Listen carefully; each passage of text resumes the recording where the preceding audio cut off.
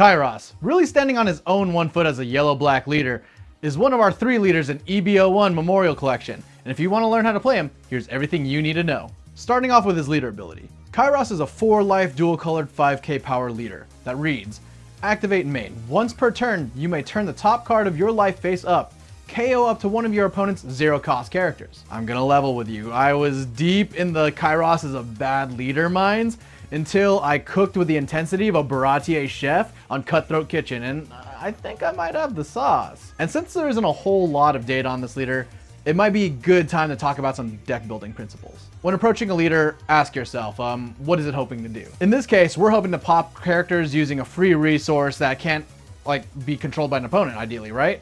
After that, let's think about this leader's color typing. Yellow and black, 2 of the strongest colors in this game. Then let's take some of those strongest cards in those colors and see what sticks. 4-cost Cracker, we're a 4-life leader, so having him trigger from life for a good crackback would be great. Even better if we used our leader ability, revealed him from life, and now our opponent is too scared to swing into us knowing they're at a higher life. Kikinojo is always a solid choice, and Hiyori will absolutely help us fix and rearrange our life, especially if one has been left flipped over. 9-cost Yamato could also hit targets whose costs have been lowered while healing us, while also maintaining being a huge beat stick. Oh right! 10-cost Kuzan, my old friend. Time to blow the dust off because you definitely are the boss monster for this deck. 10-cost Kuzan on play could help get rid of a mid-range character like 5-cost Ace, 5-cost Luffy, 5-cost Gidatsu, 5-cost Sabo, assuming he hasn't been played last turn, instantly while endangering a second 5-cost character with Kyros leader ability.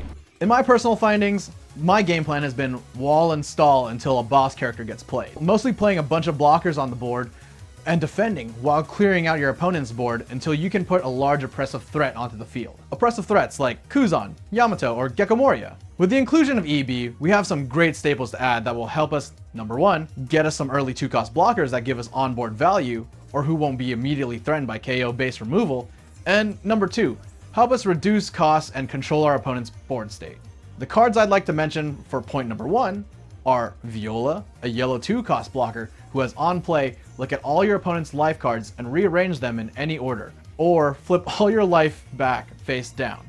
And yellow 2-cost blocker Shirahoshi, who has, if this character would be KO'd by opponent's effects, gain 1 life. Either one of these 0-power princesses are an incredible turn 1 play.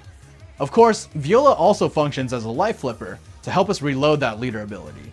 But playing it on turn 1 just to see what your opponent has in life is amazing game knowledge that can help you determine how you build your wall of characters or when to take swings. Shirahoshi may be subject to Houndblaze, but covering one of our angles of removal really provides a sturdy blocker, especially when the penalty for onboard removal from a Gidatsu or late game removal like 9-cost Edward Newgate help maintain it as an effective blocker. We also have access to 4-cost Black Rebecca.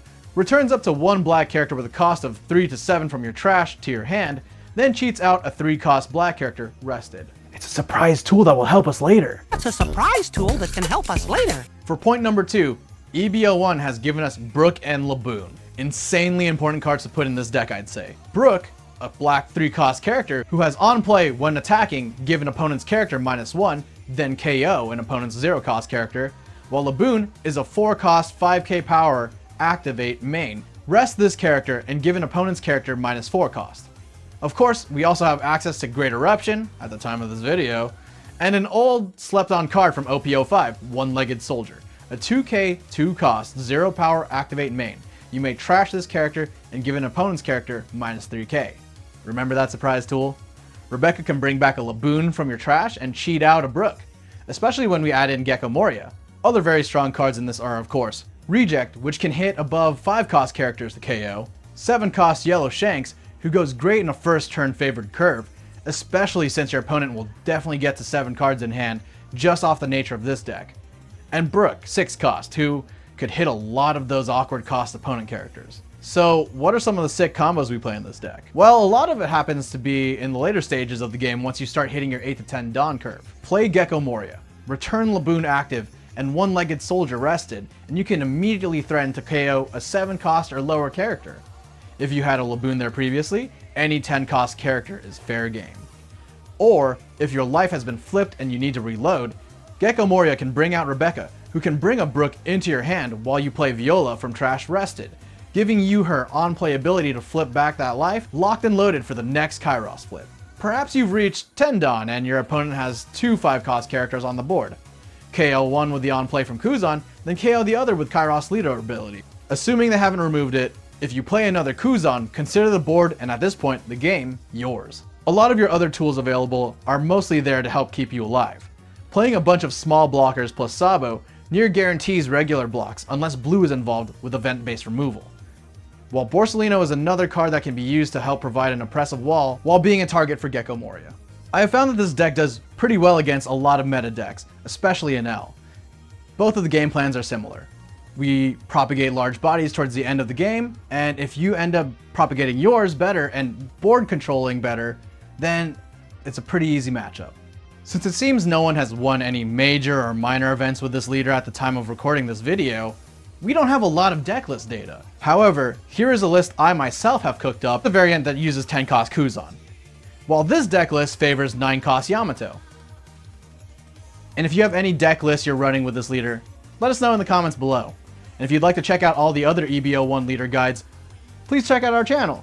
Feel free to like and subscribe. And as always, thank you for watching.